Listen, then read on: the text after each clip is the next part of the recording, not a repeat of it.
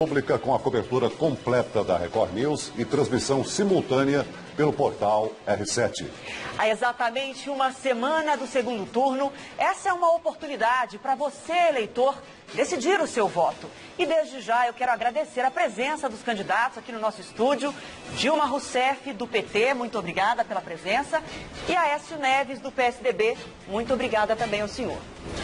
O debate da Record favorece o confronto direto entre os candidatos para esclarecer melhor você de casa.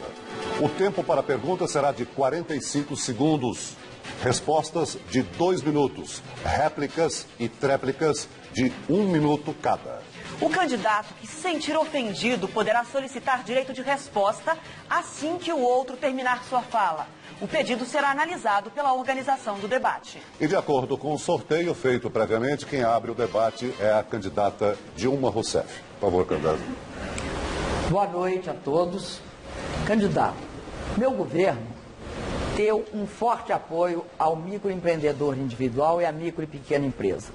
Gostaria de acrescentar que eles são responsáveis hoje por 9 milhões de pequenos negócios no Brasil inteiro, que corresponde a 80% dos negócios e 20% do PIB.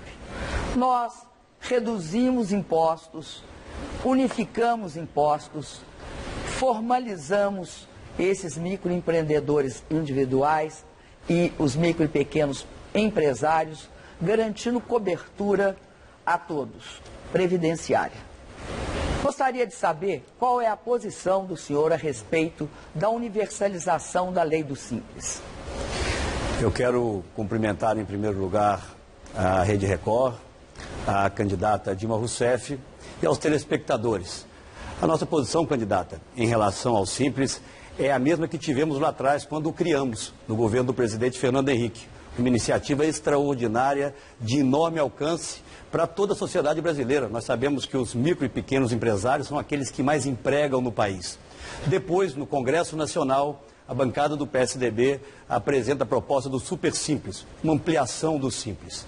Eu me lembro muito bem que o deputado Mendes Tami, deputado aqui do estado de São Paulo, foi um dos primeiros a propor o MEI, que é exatamente o microempreendedor individual a que a senhora se refere. Mas foi um conjunto de forças no Congresso Nacional que discutiram essa proposta e permitiram a que milhões de brasileiros pudessem ter desburocratizada a sua vida fiscal. O que nós temos é que continuar ampliando o alcance do Simples, como ocorreu nesse ano no Congresso Nacional, quando outras categorias, na verdade, houve a universalização do acesso de categorias que ainda estavam privadas desse benefício. Eu tenho dito, candidata, que uma das minhas prioridades absolutas, se vencer as eleições, se obtiver a honra de ter a maioria do voto dos brasileiros, é apresentar uma proposta logo no início do governo de simplificação do nosso sistema tributário para os micro, pequenos, mas também para o conjunto da economia. Nós temos um sistema tributário extremamente complexo e oneroso. O conjunto das empresas públicas brasileiras gastam anualmente mais de 40 bilhões de reais apenas para movimentar a máquina pagadora. Mas essa iniciativa do Simples, depois do Super Simples e do MEI, permitiu que novos empregos fossem gerados no Brasil. A minha preocupação, candidata, é que nós estamos tendo um decréscimo na geração desses empregos. Apenas até setembro desse ano, em relação até setembro do ano passado, foram 418 mil postos de trabalho a menos gerados no Brasil. Candidato, o Simples cresceu 111%. Hoje são 9 milhões de microempreendedores individuais e de micro e pequenas empresas. Nós universalizamos o Simples agora este ano. Ao universalizarmos, isso significou 140 tipos de negócios que foram incluídos no Super Simples. Além disso, nós beneficiamos mais de 450 mil micro e pequenas empresas e microempreendedores individuais. E acabamos num processo de compromisso com o fim do abismo tributário, de tal forma que o microempreendedor e o MEI não podem mais ter medo de crescer.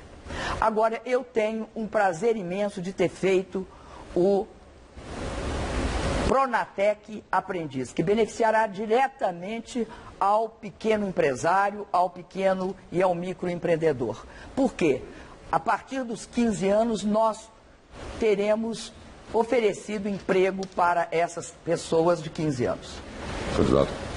Candidato, eu agradeço a qualidade da sua primeira pergunta e aproveito para dizer que é isso mesmo. Governar é você aprimorar as boas ideias. O Simples foi criado no governo do presidente Fernando Henrique e houve um aprimoramento a partir do Congresso e do qual o seu governo participou. É o que nós temos que fazer, as boas ideias, aquelas que melhoram a vida das pessoas, elas têm que avançar. Nós não temos que ter essa preocupação em sermos donos de determinado programa. Os programas são das pessoas, são dos brasileiros. O que eu acredito é que é possível avançarmos ainda mais, principalmente no momento em que nós conseguimos fazer o Brasil voltar a crescer. Porque, infelizmente, com o crescimento que nós teremos esse ano, praticamente nulo, 0,3%, todos serão afetados, os grandes, os médios e principalmente os pequenos e os micros. Por isso, eu tenho enfatizado em todas as discussões das quais tenho participado a necessidade de resgatarmos a credibilidade da economia brasileira, atrairmos investimentos e permitirmos que a economia cresça, na verdade, como vem crescendo alguns dos nossos vizinhos. Candidato, agora o senhor segue com a palavra para fazer a sua pergunta em 45 segundos, por favor. Segurança pública. Ano passado, alguma coisa em torno de 7,9 bilhões de reais. Muito pouco para a grandiosidade e a complexidade dessa questão. A pergunta que eu faço, candidato, é aonde falhou o seu governo no enfrentamento da criminalidade e do avanço das drogas no Brasil? Candidato, eu não sei porquê, mas o senhor é muito pessimista em relação ao crescimento do país. Eu não concordo que o Brasil vai crescer 0,3%, candidato. Eu acho melhor o senhor rever suas contas. Agora, também, numa outra conta, o senhor está errando na questão do gasto com segurança pública. Todo mundo sabe que o governo federal não tem a responsabilidade constitucional da segurança. Nós queremos ter essa responsabilidade. Tanto é assim que, mesmo não tendo, gastamos no nosso orçamento 17 bilhões e 700 milhões de reais. Além disso, se comparar o meu governo com o governo do Fernando Henrique, o governo do Fernando Henrique gastava, em termos reais, 1,2 bilhão em segurança pública. Eu gasto em segurança pública 4,4 bilhões ano. Então, candidato, nós, de fato, investimos em segurança pública. Agora, tem um caso muito interessante para a gente tratar aqui. Eu gostaria que o senhor respondesse. É o caso de Minas Gerais. O mapa da violência demonstra que de 2002 a 2012, houve um crescimento de 52% nos homicídios em Minas Gerais, enquanto no Sudeste como um todo, houve uma queda de 37% dos homicídios. De fato, eu acredito que tem mães chorando em Minas Gerais. Além disso, nós vemos também um fator muito importante lá em Minas Gerais. Dos 843 possuem delegacia, os demais não possuem. Isso significa um incentivo ao crime, um incentivo à impunidade dos agressores e dos homicidas. Eu acredito que é muito grave também o fato de que 56% dos homicídios estão entre jovens de 15 a 29 anos. Candidata, vejo que a senhora, mais uma vez, mostra problema com os números. Em relação ao crescimento, não são cálculos meus, é a FMI, que diz que a expectativa de crescimento do Brasil é de 0,3%, lamentavelmente. E nós entramos em recessão técnica, como a senhora sabe, porque tivemos 2 trimestres seguidos de crescimento negativo. O governo da senhora gosta muito de discutir Minas Gerais, vou falar sobre Minas, mas vamos falar um pouco do governo da senhora. Sou candidato à presidência da República, candidato. Do FUNPEN, do Fundo Penitenciário, desde 2011, a senhora investiu 21%, 80% não foram gastos. Do Fundo Nacional de Segurança Pública, a senhora investiu 43%. Portanto, isso significa que quase 60% não foram gastos. O seu governo criou, com um grande marketing, um programa chamado CRAC, é possível vencer. gastou 40% dos recursos previstos, candidata.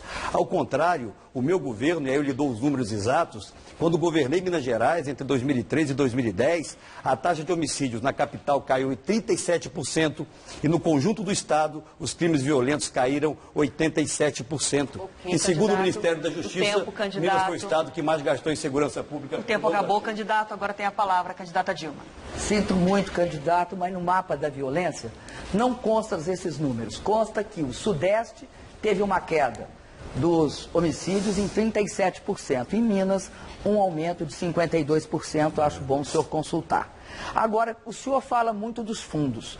É bom destacar que os dois fundos, eles representam hoje 4,3 bilhões de reais. Nós, candidato, não gastamos 4,3 bilhões de reais. Nós gastamos no Brasil hoje, como eu disse ao senhor, 17 bilhões e 700 milhões de reais.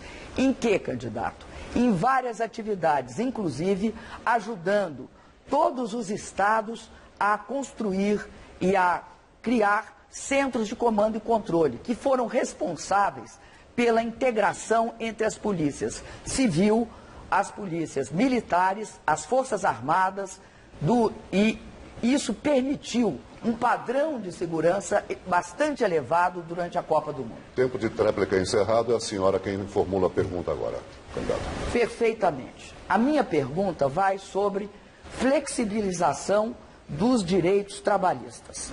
Candidato, em 2001, o desemprego estava muito alto e foi aprovado um projeto de lei na Câmara, onde o senhor era o presidente da Câmara. Foi aprovado um projeto de lei que tirava os direitos da CLT e transformava esses direitos em acordos coletivos de trabalho ou acordos de trabalho. Isso significava uma grande perda de direitos para os trabalhadores e ameaçava as conquistas históricas. A minha pergunta é a seguinte: por que essas medidas podem ser consideradas impopulares e por que adotá-las? Candidata, a minha vida pública começou há muito tempo e tive um momento, para mim, extremamente rico, que foi o da Constituinte. Eu fui constituinte, muito novo, fui eleito com uma votação extremamente expressiva no meu estado e participei da elaboração de todo o capítulo que garantiu o direito aos trabalhadores. Por isso, sou absolutamente fiel a eles. E quero ir mais além, candidata. Eu tenho dito durante toda a minha campanha que, se eleito for, além de garantir os direitos dos trabalhadores, eu quero ir mais. Eu quero, por exemplo, garantir o reajuste real do salário mínimo até o ano de 2019. Por isso, o meu partido, o PSDB, ao lado do Solidariedade, apresentaram essa proposta. Eu quero garantir o reajuste da tabela do imposto de renda pela inflação. E quero ir além. Eu quero sim rever o fator previdenciário para tirar esse ônus das costas dos aposentados brasileiros, de forma negociada, de forma franca. Portanto, a minha história de vida mostra de forma muito clara, não só o respeito pelos direitos trabalhistas, mas muito mais do que isso. Eu, ao longo do meu período de governo em Minas Gerais, que a senhora quase que diariamente busca alterar ou busca trazer informações que não correspondem efetivamente ao que aconteceu no Estado, lá nós tivemos um diálogo franco com as centrais sindicais que ajudaram no desenvolvimento do nosso Estado. Os nossos indicadores, candidata, em todas as áreas foram extraordinários. Minas Gerais tem a melhor educação fundamental do Brasil, a melhor saúde de toda a região Sudeste, e todos os direitos trabalhistas do meu governo foram respeitados. Fiz um governo, candidata, que gostaria de fazer no Brasil, honrado, respeitando direitos e permitindo que Minas fosse um dos estados que mais crescesse durante todo aquele período. O que nós precisamos é que a mesma eficiência que tive em Minas Gerais chegue ao governo federal. Candidato, eu vou refrescar a sua memória. Em 2001, estava extremamente elevado o desemprego no Brasil. Naquela época, o projeto de lei 5873, que trocava os direitos consolidados na CLT por um simples acordo trabalhista, foi colocado na pauta. Seu partido chegou a votar este projeto. O senhor colocou na pauta e seu partido votou.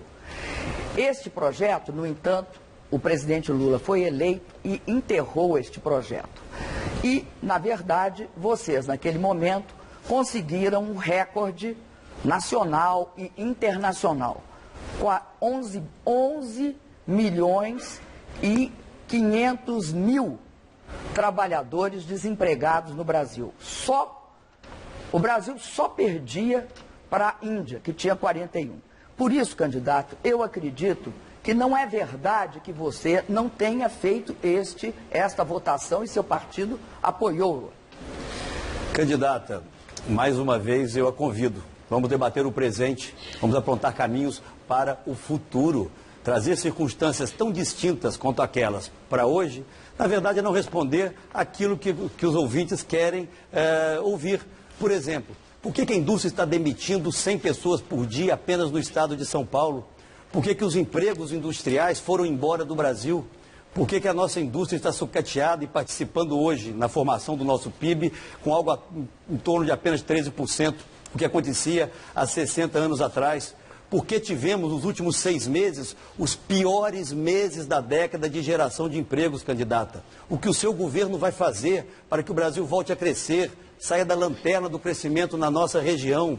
As pessoas estão extremamente preocupadas com o futuro, candidata. Não vamos fazer uma campanha olhando para o retrovisor da história, vamos fazer uma campanha olhando para o futuro. Os brasileiros querem ver o país crescendo, os empregos voltando a ser gerados e aí sim a confiança restabelecida. A confiança que hoje os brasileiros não têm mais. Quem faz a próxima pergunta agora é o candidato Aécio Neves. Por favor. Candidata. Cito o exemplo do Chile, poderia citar outros que conseguem crescer bem mais do que o Brasil, controlando a sua inflação. Onde está o erro, candidata? Eu estou estarrecida com o fato, candidato, que o senhor não sabe que nós temos uma das menores taxas de desemprego da história, 5%. O senhor pode se esforçar bastante, mas jamais vai conseguir tirar de nós o fato que nós temos 5% de desemprego, a menor taxa de toda a história. O meu governo, candidato, ao contrário do seu, criou 5 milhões e 600 mil empregos no Brasil inteiro. Isso são dados oficiais, candidato. Não adianta, porque todo mundo sabe que eles são oficiais. Agora, candidato, qual é o problema da nossa divergência em relação à inflação? Eu tenho um compromisso de combater a inflação de forma drástica e sistemática. A inflação não está descontrolada como quer vocês, até porque vocês jogam no quanto pior, melhor. Eu tenho certeza que a inflação está sob controle e ela está inteiramente controlada e isto é inequívoco. Agora, candidato, em alguns momentos você tem flutuações, mas os preços voltam para os patamares que devem ficar. Eu considero muito grave a proposta de 3% de taxa de inflação, porque vai repetir a velha história de sempre. Para ter 3% de inflação, o senhor vai triplicar o desemprego, ele vai para 15%, e o senhor vai elevar a taxa de juros, como já fizeram antes, a 25%, porque esse é o receituário. O cozinheiro é o mesmo, Armínio Fraga. A receita é a mesma, recessão, recessão, recessão. E o resultado é o mesmo, desemprego, arroxo salarial e altas taxas de juros. A quem serve isso? Ao povo brasileiro é que não é. Ok, candidato. A candidata afirma que o seu governo gerou mais empregos do que o meu. Eu não governei o Brasil, candidata, apenas para que fique aqui muito claro. Pelo menos não ainda. O Peru, candidata, muito próximo a nós. Tem uma inflação de 3,2%, desemprego de 6% e cresce 3,6% esse ano. Vamos aqui ao Chile. Falei do Chile agora há pouco, uma inflação em torno de 4,4%, um crescimento de 2%. Ou mesmo o México, e uma taxa de desemprego de 6,6%.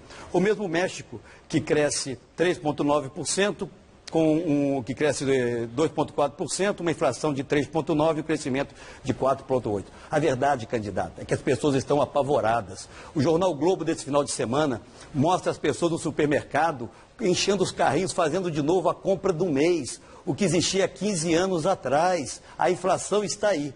É importante que você saiba, para presidente da República não existe inflação. Ela está sob controle, inequívoco, segundo ela. Ok, para mim não está. candidato, muito obrigada. A senhora tem 1 minuto para a tréplica.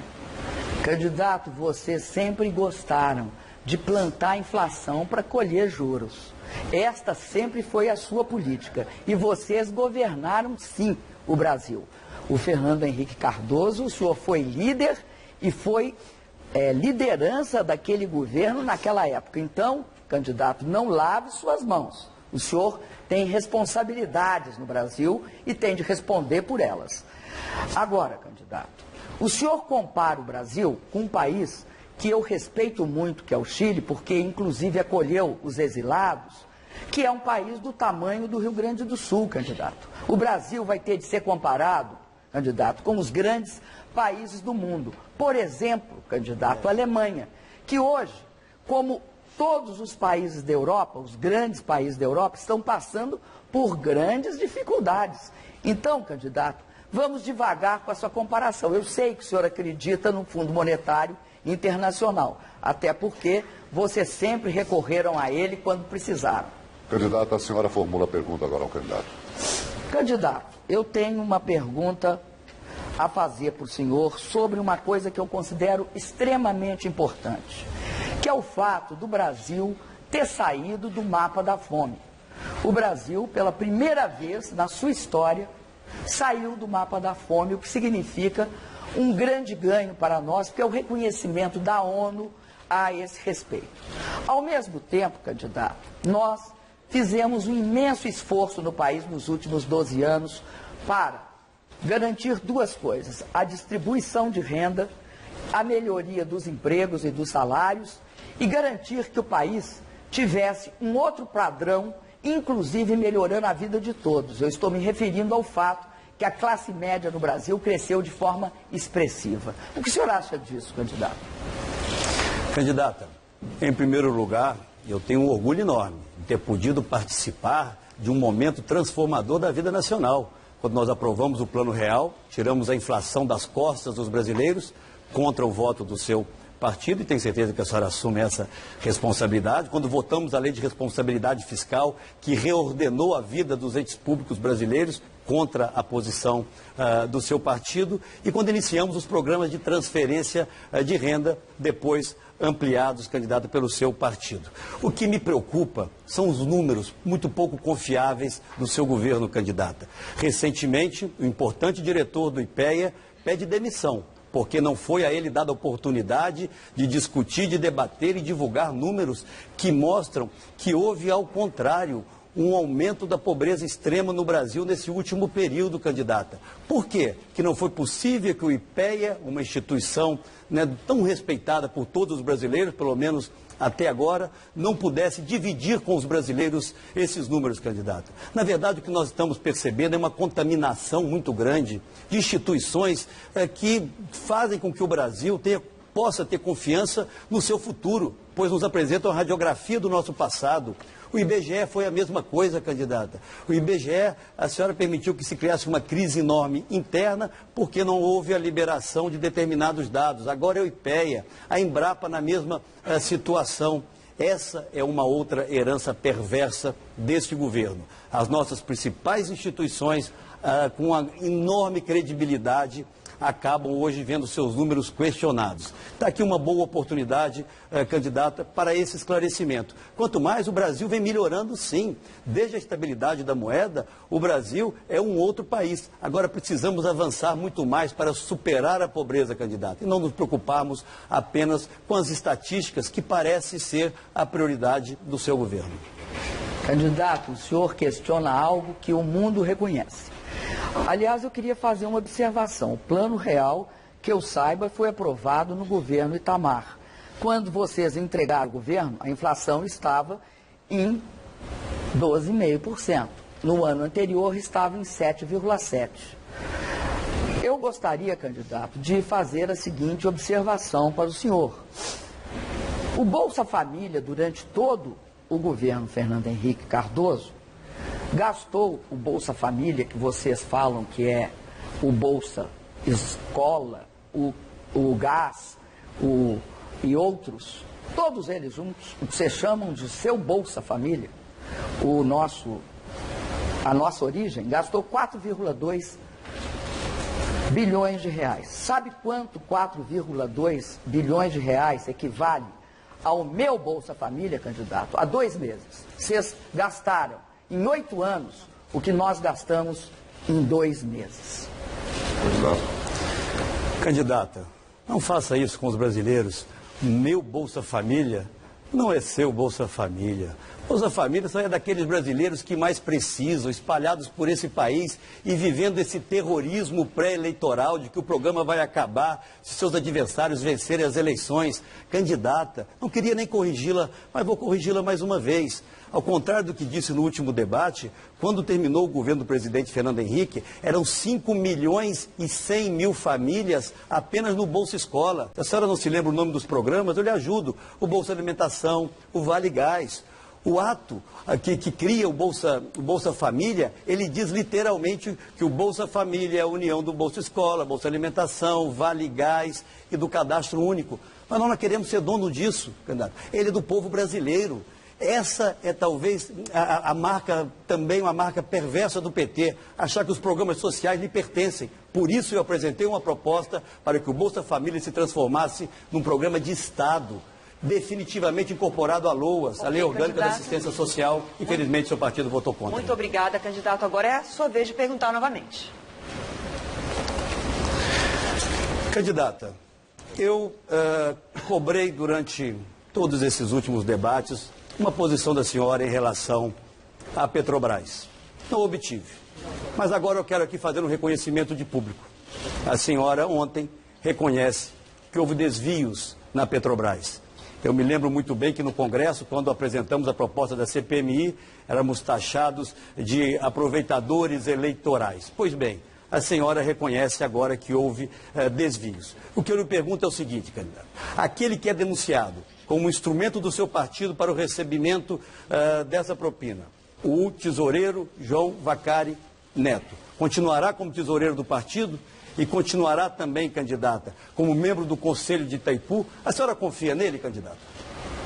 Candidato, o senhor confia em todos aqueles que, segundo as mesmas fontes que acusam o Vacari, dizem que o seu partido, o presidente dele, que lamentavelmente está morto, recebeu recursos para acabar com a CPI? O senhor acredita, candidato? Porque eu queria lembrar o senhor de uma coisa. Da última vez que um delator denunciou pessoas do seu partido, no caso do metrô, e no caso também ligado àquela questão dos trens, da compra dos trens, o senhor disse que não ia confiar na palavra de um delator. Eu sou diferente, candidato. Eu acredito no seguinte: eu sei que há indícios de desvio de dinheiro. Agora, o que ninguém sabe, candidato, nem o senhor nem eu, é quanto foi e quem foi. Isso é muito importante. Por quê?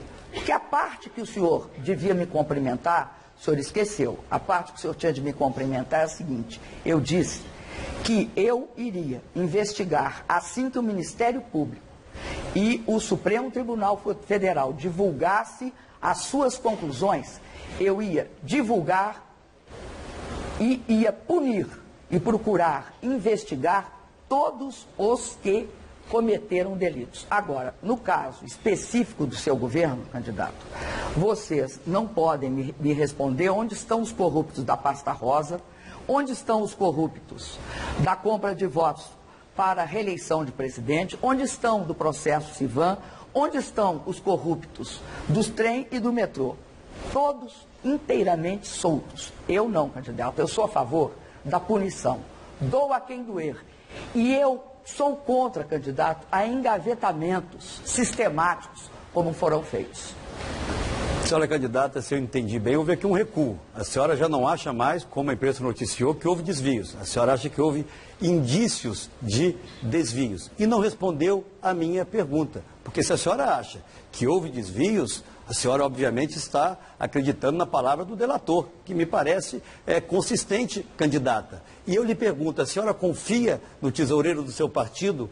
Porque se na Petrobras, onde ele não tinha, pelo menos, qualquer acesso formal, 2/3 da propina, segundo o delator, eram transferidas para ele, eu fico imaginando em Itaipu, onde ele tem um crachá, onde ele assina documentos, que pode estar acontecendo lá.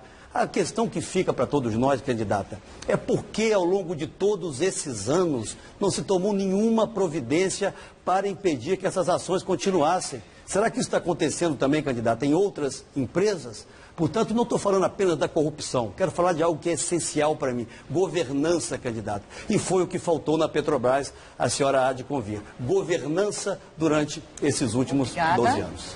Eu fico estarrecida do senhor falar de governança com aquela lista imensa, nunca investigada, sempre engavetada. Houve, nesse caso, candidato, o senhor outro dia me chamou, falou que eu tinha prevaricado. Quem prevaricou, candidato, foram o seu partido e o seu governo. Agora, eu acredito que no caso específico dos que estavam envolvidos no recebimento de propina pelo ex-presidente, porque morto, do PSDB, ele recebeu propina para acabar com uma CPI. Essa é a prática sistemática. Eu não, candidato, eu não faço isso. Eu mando investigar. Eu faço questão que a Polícia Federal investigue, candidato. Eu não transferi nenhum delegado para outro estado da federação para impedir investigação, como foi feito na pasta rosa. Eu não engavetei 271 processos, candidato. É isso que não pode ocorrer no Brasil. Candidata, a senhora é quem formula mais uma pergunta ao candidato Aécio Neves. Vou continuar com essa pergunta. Candidato, se vocês jamais investigaram,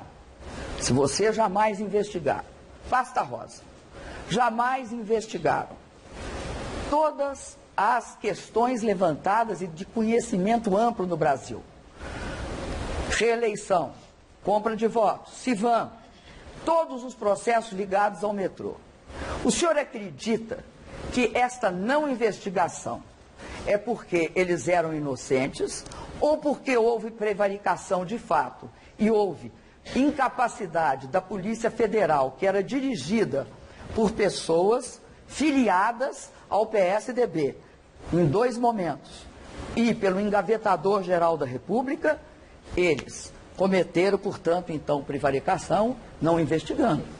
O que o senhor acha disso? Candidata, a senhora não está sendo justa mais uma vez. O Brasil tem instituições, são essas instituições que investigam. Se não for comprovada a culpa, as pessoas são inocentadas, candidata. Um desses casos, aquele que era acusado foi nomeado pelo seu antecessor embaixador na Colômbia, certamente porque tinha méritos para isso e foi inocentado, candidato. O que a senhora não pode é achar que o delator da Petrobras, ele está correto quando denuncia um membro do meu partido e acho que tem que ser investigado, e há dúvidas quando, por exemplo, ele indica que a sua chefe da Casa Civil, a senadora Gleisi, através do ministro Paulo Bernardo, seu marido, recebeu recursos, ou quando outros tantos membros da sua base receberam. Tem que se investigar tudo, candidato. Mas eu quero voltar à questão essencial, a governança. A senhora foi presidente do Conselho de Administração durante um longo tempo.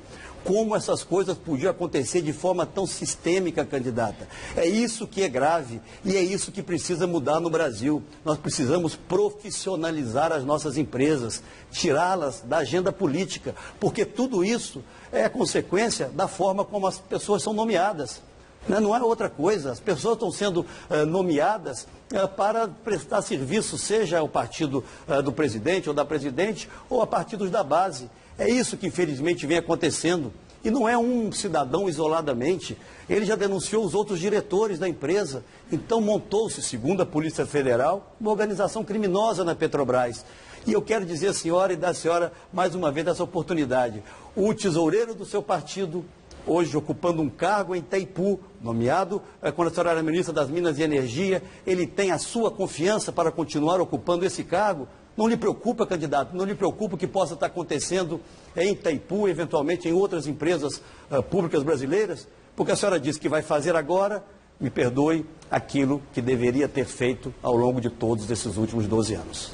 Candidato, a minha diferença para você é que eu mandei investigar quando soube que tinha estas características. Por acaso, porque estavam atrás de um doleiro e através do doleiro descobriram. Eu nunca impedi a investigação, candidato. Eu nunca impedi que falassem, que olhassem ou que verificassem o que estava acontecendo. Agora, vocês impediram. Sabe quantos vocês arquivaram? Vocês arquivaram 217 investigações. 242 envolviam deputados, senadores e ministros. Candidato, por favor. Candidata, mais uma vez a senhora não mandou investigar. Que triste um país onde o presidente da República é que determina quem seja investigado. Isso pode funcionar em algumas ditaduras amigas do seu governo, mas não no Brasil. Na verdade, quem investiga são as instituições, candidata.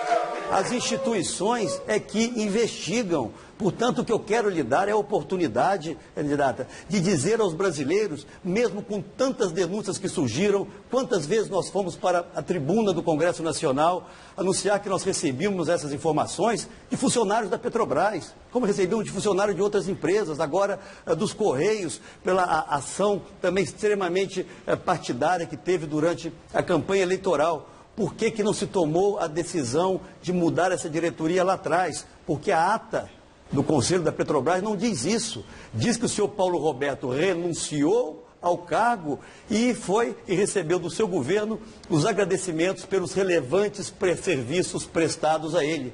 Quais são esses relevantes serviços prestados pelo senhor Paulo Roberto, candidata Dilma? Esse tempo está encerrado para essa discussão. Agora é o senhor que faz a última pergunta desse primeiro bloco. 45 segundos, por favor. Candidata, vamos voltar a falar de um tema que certamente interessa em muito a todos e a todas os brasileiros. A qualidade da saúde pública. Não há um brasileiro, uma brasileira em qualquer parte desse país que não reclame da baixa qualidade do serviço de saúde. Eu me lembro muito bem, e agradeço aqui a presença do ministro, senador José Serra, que nós tivemos avanços muito importantes no seu período de governo, com os genéricos, em especial, talvez o mais marcante deles, com o programa Saúde da Família, extremamente importante.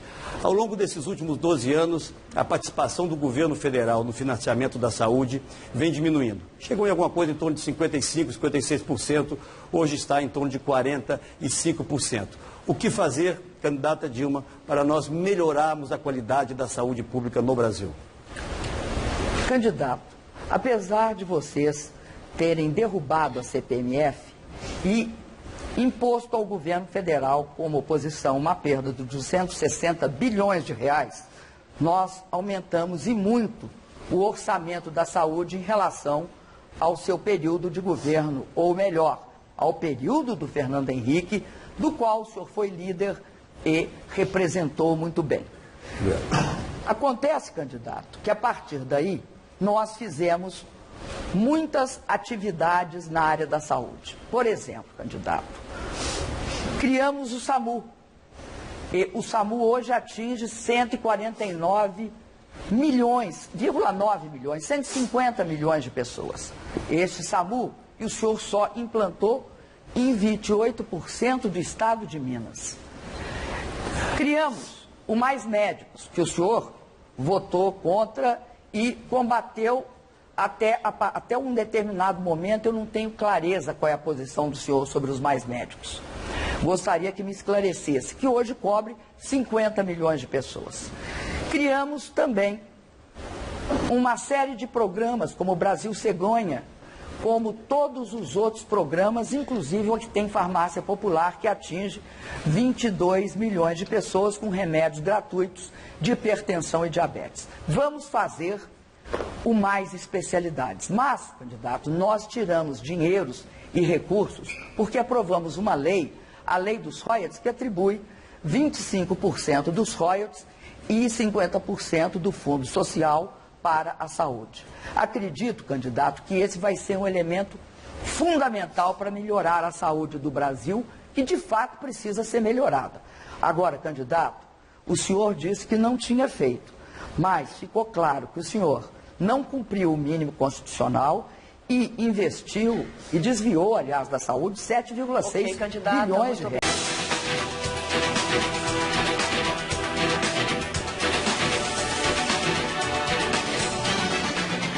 Estamos de volta com o debate entre os candidatos à presidência da República, com transmissão simultânea pelo portal R7 e cobertura completa da Record News. E de acordo com o sorteio feito previamente na presença dos assessores, o candidato Aécio Neves é o primeiro a perguntar nesse bloco.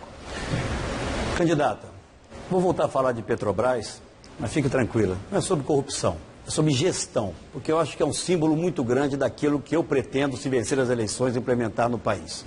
Eu me lembro que em setembro de 2010, seu governo fez uma grande campanha no Brasil, estimulando os trabalhadores a investirem o seu fundo de garantia na Petrobras. Pois bem, quem investiu R$1.000 naquele setembro de 2010, agora ao final do seu governo, tem R$600 apenas, candidata. Será que é justo? É justo com o trabalhador que a má gestão, que os desvios e que a corrupção tirem deles algo tão valioso, que é o seu fundo de garantia, a garantia do seu próprio futuro? Esse é o lado perverso, candidata, do aparelhamento da máquina pública, dos desvios e da má gestão. A senhora não concorda comigo? Candidato, eu acho estarrecedor. Vocês, candidato, venderam 30% da Petrobras no mercado, em ações, a preço de banana, candidato. Na época, a Petrobras valia 15 bilhões e 500 milhões de reais. Hoje, a Petrobras passou do patamar de 100 bilhões, candidato. Vocês não têm a menor moral para falar de valor da Petrobras. Primeiro, candidato, vocês, na época de vocês queriam privatizar partes da Petrobras. Tanto é que mudaram o nome para Petrobrax. Hoje, candidato, a Petrobras atingiu um nível de produção de 2.300.000 barris dia. Isso é muito importante, sabe por quê, candidato? Porque isso significa que o valor da Petrobras, o senhor pode ficar descansado, é um valor crescente. Todos os que investiram na Petrobras vão ganhar muito dinheiro. Veja só, recentemente a Petrobras obteve do governo federal, por conta da lei de partilha, o direito de explorar um conjunto de bacias que vai lhe dar acesso a quase 60% de todas as reservas que até hoje ela acumulou. Algo muito importante está acontecendo no Brasil. Vocês diziam que nós não teríamos capacidade de explorar o pré-sal, que ele era uma ficção. Ora, candidato, o pré-sal hoje está gerando para o Brasil 500, mais um pouco do 500, mas eu vou deixar por 500.000 barris dia. 500.000 barris dia, candidato, é algo que o Brasil levou 30 anos para extrair e agora, em menos de 8 anos, conseguiu extrair do fundo do mar. Essa é a Petrobras de hoje, candidato. Muito bem. A candidata diz hoje a todos os brasileiros que a Petrobras vai muito bem, obrigada. Pois eu quero dizer que ela vai muito mal. Ela perdeu apenas no período de governo da candidata Dilma cerca de metade do seu valor de mercado. Ela deixou as páginas econômicas para frequentar as páginas policiais, perdeu credibilidade e aquele trabalhador que investiu na Petrobras perdeu dinheiro. Eu fiz essa pergunta, candidato, para ter aqui a oportunidade de dizer que eu vou profissionalizar a Petrobras, eu vou valorizar os funcionários de carreira, nós vamos permitir que a Petrobras volte a ser o orgulho nacional que deixou de ser. E não achem que o pré-sal, candidata, lhes pertence. O pré-sal foi descoberto pelos investimentos que vieram muito antes do seu governo, patrimônio da sociedade brasileira, mas que será gerido com profissionalismo, com eficiência e não, infelizmente, da forma como vem acontecendo até aqui. Candidato, você é engraçado. Quando nós que fizemos, não nos pertence. Agora, quando O senhor que quer copiar de nós pertence ao senhor. É 2 pesos e 2 medidas estranhíssimos que o senhor usa. A Petrobras, candidato, na época de vocês, candidato, e o senhor disse isso, está registrado. O senhor disse que pensava em algum momento em privatizar a Petrobras, mas que isto não estava ainda na pauta. Eu só fico pensando quando é que o senhor quer colocar na pauta. É denegrindo a Petrobras, é dizendo que a Petrobras perdeu valor.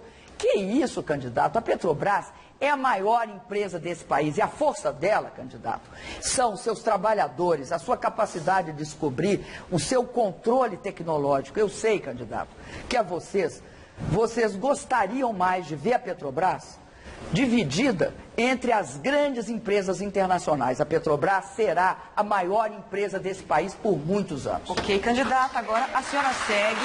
Eu peço, por favor, à plateia que não se manifeste, até porque... Aquela velha história que a União não tem responsabilidade constitucional pela segurança, nós temos de alterar.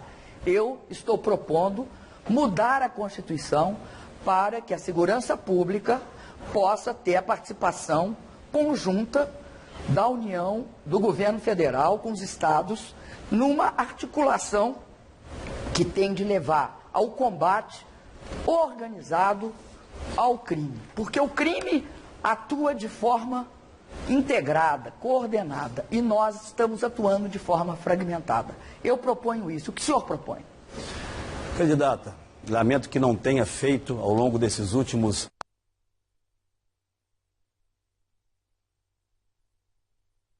segurança pública absolutamente inovadora, que começa pela proibição do represamento, do contingenciamento dos recursos da área e a sua transferência por duodécimos para os estados. Isso significa que os estados saberão a cada mês com o que contar.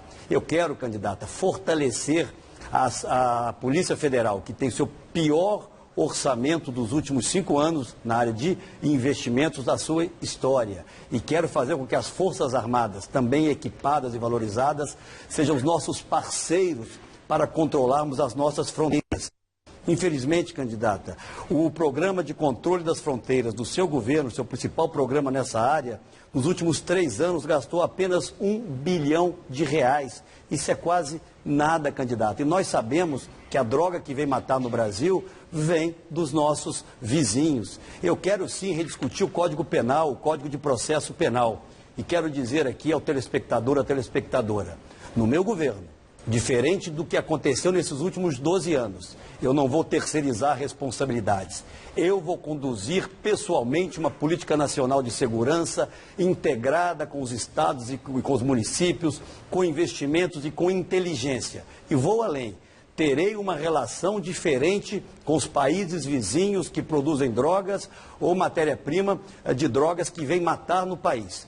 É muito importante, candidata, que nós possamos enfrentar essa questão de frente. A terceirização de responsabilidades foi a principal marca do governo do PT ao longo de todos esses últimos 12 anos. Não será no nosso governo, porque é inaceitável que o Brasil assista morrerem por assassinatos 56 mil pessoas a cada ano, muito mais que o conjunto das guerras em curso no país vem matando. Candidato, o meu governo teve uma experiência muito exitosa, inclusive com o governo de Minas Gerais. Nós fizemos uma operação durante a Copa do Mundo e em relação a essa operação, a essa experiência, que nós propomos a integração. Eu, candidato, vou levar a todos os estados da federação centros de comando e controle. Vou integrar as polícias federal, Polícia Rodoviária Federal, Força Nacional de Segurança Pública, as polícias civis e militares com as Forças Armadas e agir em conjunto.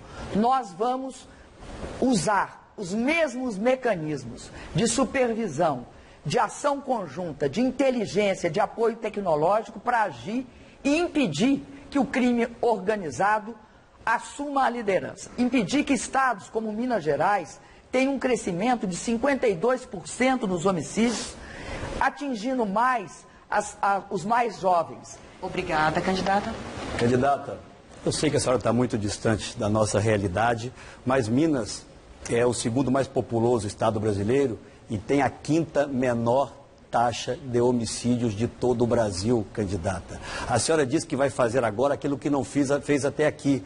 A senhora fala nos centros integrados que funcionaram na Copa do Mundo em parceria com os estados. É a grande indagação que fica. Se a senhora quer fortalecê-los e mantê-los, por que acabar da Copa do Mundo retirou a Polícia Federal e a Polícia Rodoviária Federal desses centros integrados, candidata?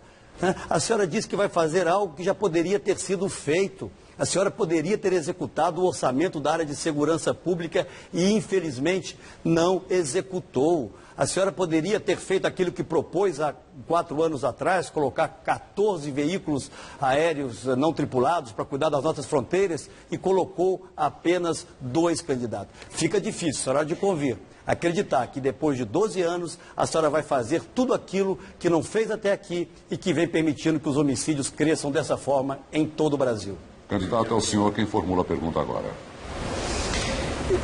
Eu tenho ouvido, candidata, a sua campanha, correligionários, fazerem Brasil afora um grande terrorismo em relação à nossa posição em relação aos bancos públicos. A Caixa Econômica Federal é o Banco do Brasil em especial. Esse mesmo discurso de que nós privatizaríamos essa ou aquela empresa. Fizemos as privatizações que precisavam ser feitas. E os bancos públicos, candidata, vão ser fortalecidos no nosso governo. Pergunta a senhora, é justo, por exemplo, que a Caixa Econômica Federal e o Banco do Brasil estejam recebendo atrasados ou deixando de receber recursos do Tesouro, por exemplo, para garantir o pagamento em dia do crédito agrícola, no caso do Banco do Brasil, 8 bilhões de reais, ou no caso da Caixa Econômica Federal, para pagar em dia os benefícios, por exemplo, do Bolsa Família, cerca de 10 bilhões de reais, ou mesmo do seguro-desemprego, candidata? Candidato, o senhor viu cantar o galo e não sabe aonde. Isso é terrível quando acontece com uma pessoa.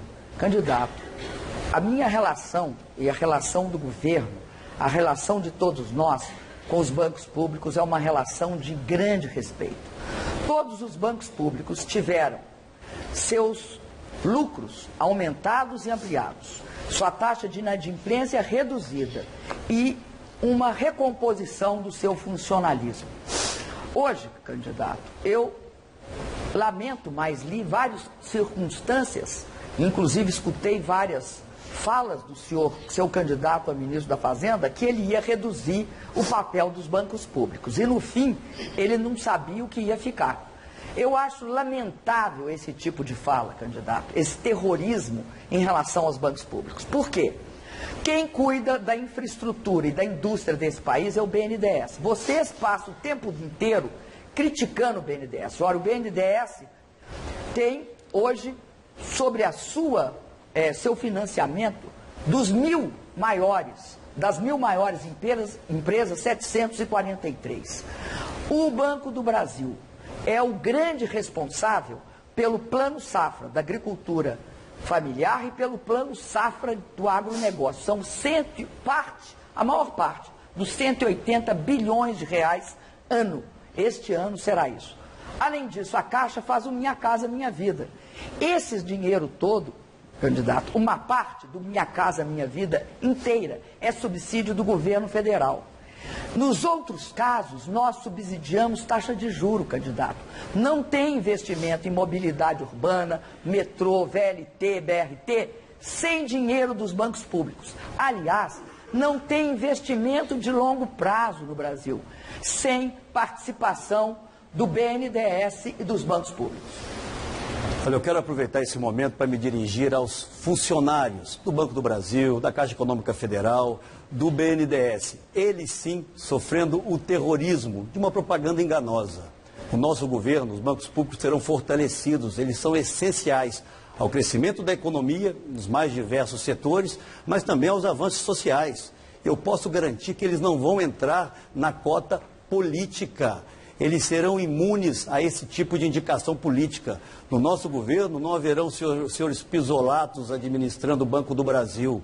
No nosso governo nós não permitiremos, por exemplo, que a Caixa Econômica Federal deixe de receber 10 bilhões do Tesouro, como acontece hoje, estrangulando outras das suas atividades, ou o Banco do Brasil, para que o Tesouro deve 8 bilhões de reais apenas nesse primeiro semestre. Vamos profissionalizar os nossos bancos, prestigiar os funcionários de carreira, porque eles são absolutamente essenciais ao fortalecimento da economia e aos avanços sociais no Brasil.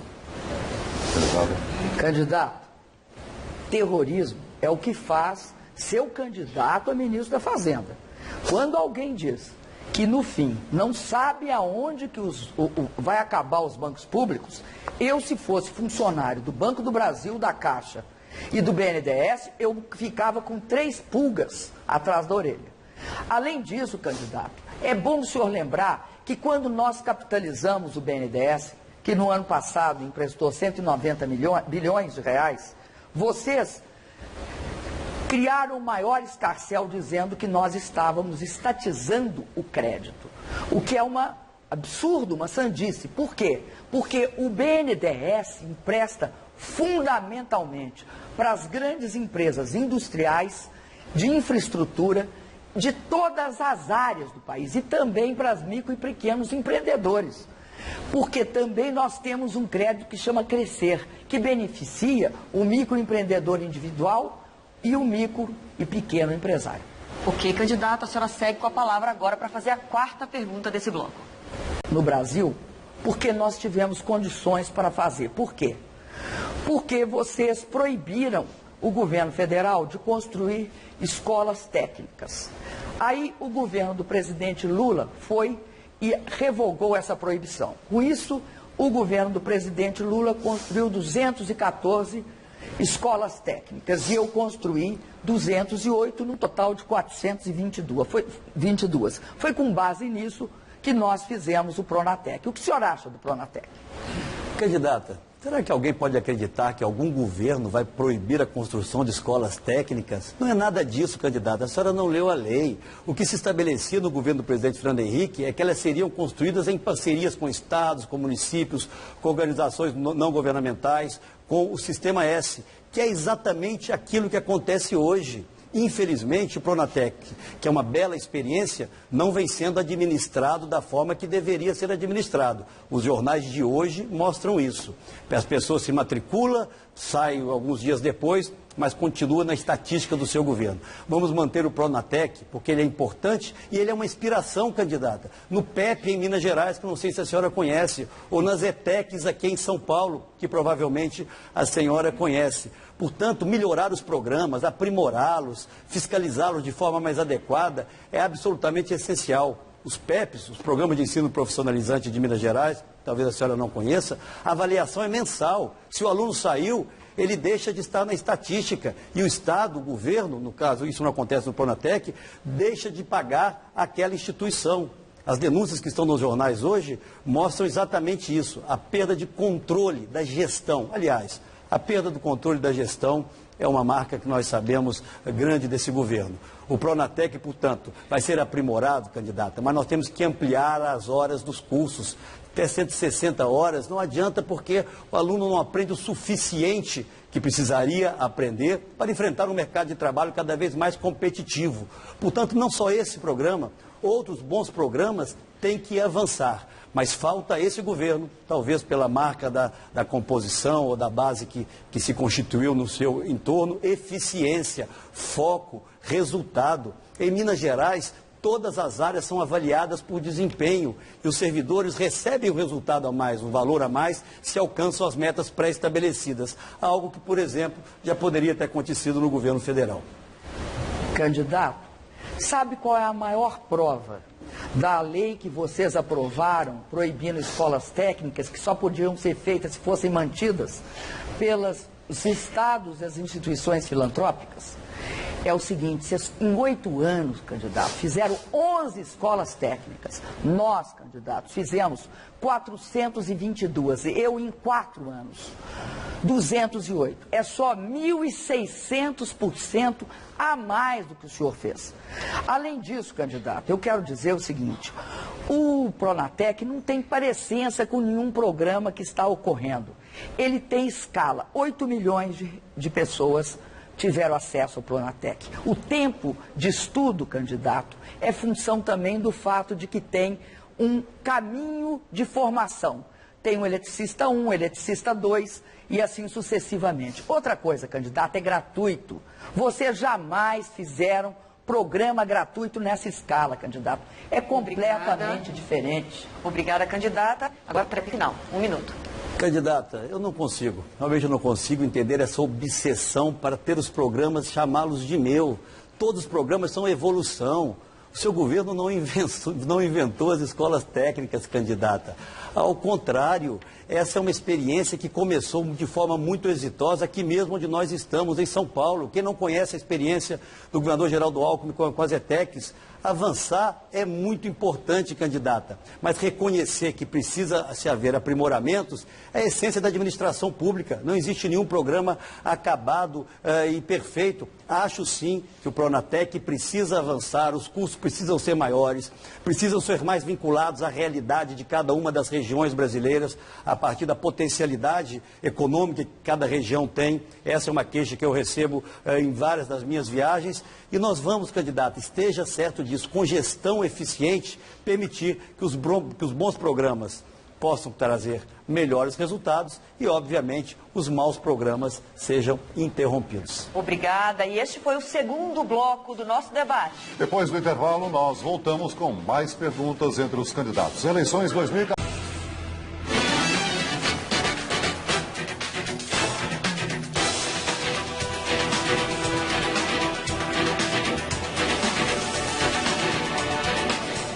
Estamos de volta. A Record transmite ao vivo, junto com o Portal R7, este terceiro bloco do debate entre os candidatos à presidência. Agora mais perguntas diretas e de acordo com o sorteio, quem pergunta agora é a candidata Dilma Rousseff. Candidato, o meu governo considera que a educação é um dos principais fatores para a superação das desigualdades. Por isso, nós democratizamos o acesso às universidades.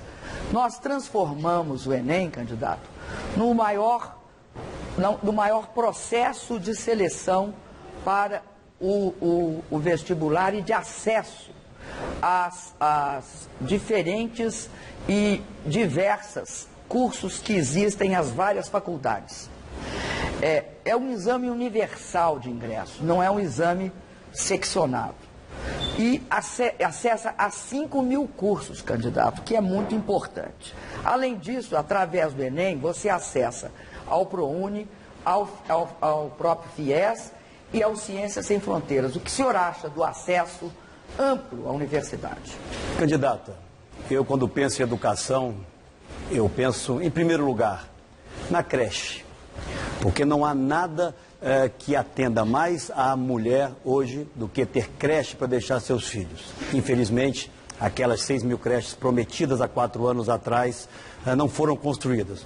A senhora chega a falar em 2.000, na verdade, pelo governo federal, um pouco mais de 400, mas em parceria com os municípios, 1/3 daquilo que foi entregue.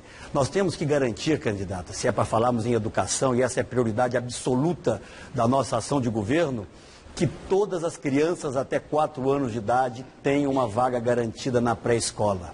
A partir daí, candidata, nós temos que qualificar a escola. Por isso eu tenho proposto nós criarmos a nova escola brasileira, uma escola que funcione, que ensine. Nós queremos avançar nas escolas de tempo integral. Eu me orgulho muito de ter levado Minas Gerais a ter hoje a melhor educação fundamental do Brasil, não sendo o mais rico dos estados e tampouco o mais homogêneo dos estados brasileiros. Nós temos que, no ensino médio, candidata, flexibilizar os currículos, valorizando os professores, qualificando-os para que as crianças e os jovens estejam estimulados a ficar na escola, a concluírem o seu curso. E foi isso exatamente que eu fiz em Minas com o Poupança Jovem. Eu apresentei uma proposta, candidata, de resgate de cerca de 20 milhões de brasileiros que ou não concluíram o ensino fundamental ou não concluíram o ensino médio, para que possam fazê-lo. É o único caminho para se integrarem no processo de desenvolvimento do país, inclusive do desenvolvimento social. E vamos avançar. O Enem está aí, uma iniciativa hoje ampla e que precisa também ser melhorada, como tudo no atual governo precisa, candidata. E é preciso que se reconheça isso. Infelizmente, em qualquer ranking internacional, a qualidade da educação do Brasil está nos últimos lugares. E nós vamos mudar isso. Candidato, os senhores sucatearam o ensino superior no Brasil e faziam uma oposição errada entre universitário, creche e ensino básico. Sem professor bem formado, candidato, não vai existir educação de qualidade no Brasil. Por isso, uma coisa sempre vai depender da outra. No que se refere, candidato, às creches, nós só fazemos creche em parceria com o município. Não tem como fazer diretamente pelo governo federal. E aí, candidato, nós fizemos 2.000 creches, entregamos e estamos construindo 4.000 em parceria. Agora, eu queria dizer o seguinte, vocês foram contra o ProUni, entraram na justiça contra ele. O ProUni levou 1.800.000 estudantes pobres a acessar as universidades privadas. E foram contra também a várias outras iniciativas nossas. Candidato, assim não é possível tratar a educação. Tempo esgotado. Assim não é possível. Dilma não entregou. A grande verdade é essa. E não admitir isso significa o quê? Não tomar as providências para fazer aquilo que não foi feito. Como aconteceu na área de saneamento, por exemplo, onde a candidata na campanha eleitoral anunciou que tiraria o PIS/COFINS das empresas de saneamento para que elas pudessem investir mais e não fez isso. Nós temos aí, infelizmente, mais de 50 milhões de famílias vivendo sem saneamento básico. Os compromissos de 2010, candidato, são os mesmos que a senhora hoje aqui repete. Eu quero me dirigir nesse instante, já estamos aqui ao final, nos encaminhando para o final desse debate, que nós vamos cuidar, mas cuidar muito da educação, valorizando os profissionais da educação, dando a eles condições de trabalho efetivas. Vamos avançar na escola de tempo integral. O tempo está encerrado, mas é o senhor que faz a pergunta agora. Ficará 1,5. Não, é 1 minutinho para a tréplica, era a tréplica final. Candidata, nós todos sabemos da carência de infraestrutura no Brasil de hoje. Durante quase 10 anos, o seu governo demonizou as parcerias com o setor privado. Se curvou ao final a ela, mas com atraso enorme. Hoje faz concessões, fez privatizações de aeroportos. Mas ninguém tira o atraso de obras essenciais, e vou me dirigir especialmente nesse instante aos nordestinos, como, por exemplo, a Transnordestina, como a transposição do São Francisco. Poderia falar de várias outras. Infelizmente, candidata, as obras do seu governo não terminam nunca. Elas têm seus preços aumentados e, infelizmente, os benefícios acabam não alcançando aqueles que precisaria alcançar. Por que as obras iniciadas no seu governo e prometidas para estarem prontas 2, 3, 4 anos atrás não foram concluídas, candidata? Candidato, o senhor tem de se informar melhor, para conhecer melhor o Brasil. Nós concluímos, candidato, a Ferrovia Norte-Sul. Nós entregamos as usinas de Santo Antônio e Jirau agora parcialmente, mas todas estão em andamento. Fizemos a usina de Belo Monte. Ela está em construção, inclusive o meu programa de televisão mostrou. A integração do São Francisco está em pleno vapor. O trem urbano de Porto Alegre foi concluído, o metrô do Rio, de Fortaleza, de Recife e de Salvador também, o Eixão das Águas, com a Nau do Sertão Alagoano, Adutora do Pajeú também, os polos navais, que o senhor disse que ia investir, eu achei estranhíssimo, o polo naval, o senhor é contra a política de conteúdo nacional e quer investir em polo naval. Fizemos sim, candidato, o polo naval de Rio Grande e o polo naval de Pernambuco. Fizemos a linha de transmissão que liga o Brasil à Amazônia, que nunca foi ligado pelo seu governo, a linha Tucuruí, Macapá, Manaus. Fizemos aeroportos em 12 capitais, candidato, e fizemos outras tantas. Eu quero dizer para o senhor que, se a gente considerar infraestrutura urbana, social, logística, saneamento e recursos hídricos, nós investimos, no meu governo, 200 bilhões, sem falar na infraestrutura de energia. Aliás, já falando na infraestrutura de energia, nos meus 4 anos, candidato, eu fiz a mesmo que vocês fizeram em 8, no governo Fernando Henrique, e 2 vezes mais do que vocês fizeram em linha de transmissão. Esse é um dos motivos pelos quais não tem racionamento de energia. Nós planejamos e investimos. Essa história, candidato, que o senhor é eficiente no choque de gestão, tem de ser explicada com a dívida, a segunda dívida pública do Estado de Minas Gerais. Obrigada. Agora a réplica. Candidata, os fatos se explicam por si só. Infelizmente, os nordestinos não receberam ainda uma gota d'água da transposição que deveria ter ficado pronta há 4 anos atrás. A Transnordestina está no meio do caminho, candidata. Basta viajar pelo Brasil, não apenas naqueles trechos que a senhora escolhe para mostrar no seu programa eleitoral. O marco regulatório do setor ferroviário sequer foi aprovado. As hidrovias anunciadas estão todas elas paralisadas no papel. A senhora anunciou ao Brasil o famoso trem-bala, já gastou cerca de 2 bilhões de reais do dinheiro dos brasileiros com ele, ninguém sabe aonde foi, nem para onde vai. A grande verdade, candidata, é que a maioria das obras anunciadas pelo seu governo estão no meio do caminho, mas com algo muito mais grave, com sobrepreços. A Abreu e Lima, em Pernambuco, é o mais dramático exemplo. Uma obra orçada em cerca de 4 bilhões de reais, já se gastaram mais de 20 ou 30 bilhões de reais e ninguém sabe quando começa a operar. Obrigada, candidato. A sua réplica, por favor. Candidato, para quem tem como maior obra um centro administrativo em Minas Gerais, o senhor é bastante ousado. Até porque, candidato, pelo menos pelo que eu saiba, os recursos para construir o centro administrativo estavam orçados em 550 milhões. E o centro acabou custando, pelo menos em construção, 1,1 milhão. E dizem que mais 500 milhões custaram outras obras no entorno. Agora, candidato, eu quero dizer para o senhor que o governo do PSDB investia 175 milhões de reais em saneamento. Nós investimos 32 milhões em parceria com estados e municípios. Essa história, candidato, de não fazer PPP é uma lenda que vocês criaram. Nós fizemos PPPs em várias circunstâncias e, sobretudo, financiamos a PPP que o seu governo fez. Candidata. Ok, candidato, obrigada. E assim nós encerramos aqui o terceiro bloco do debate.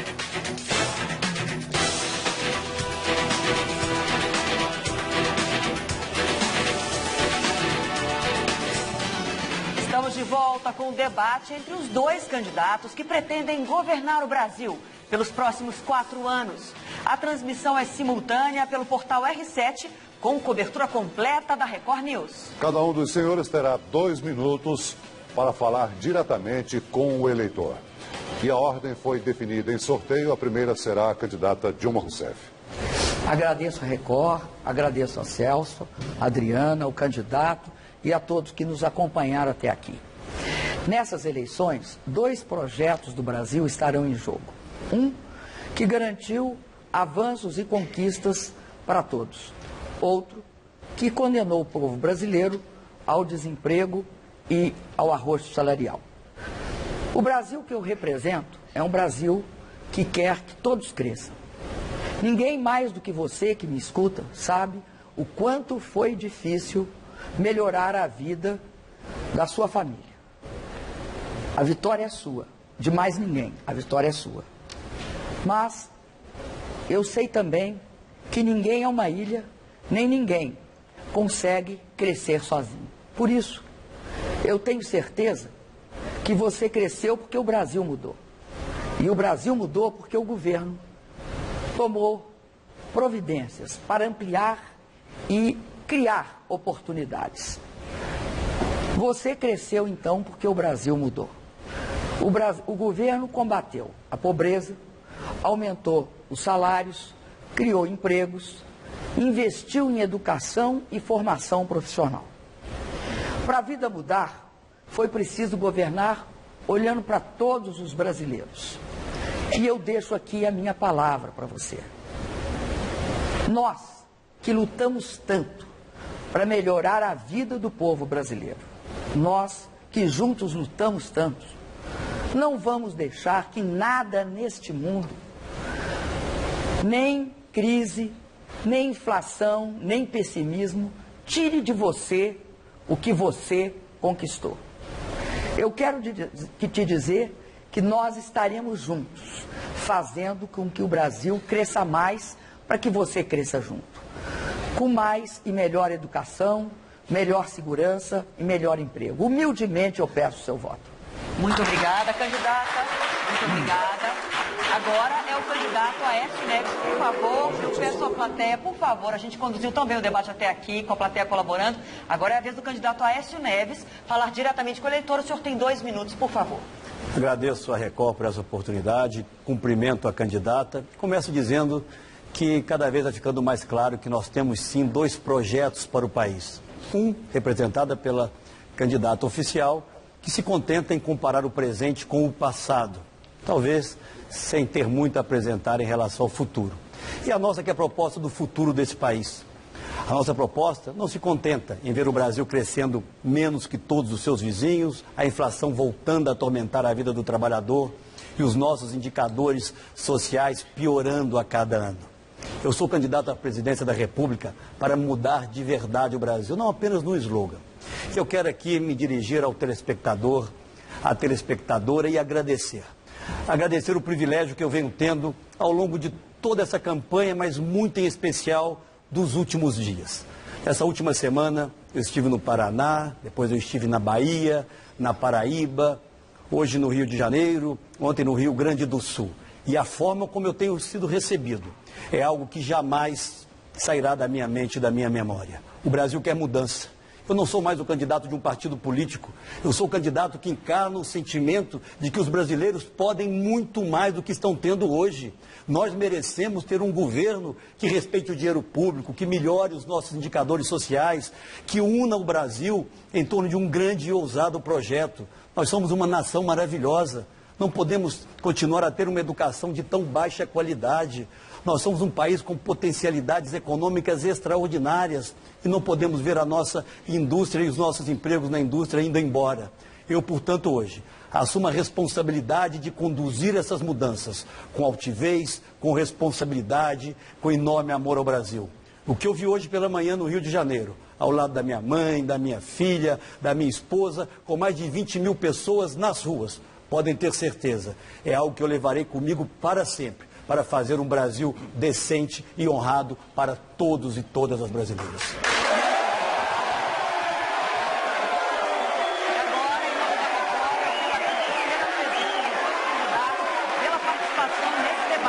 Depois do intervalo, você acompanha uma análise desse encontro. Fique com a gente. Eleições 2014. O voto na Record.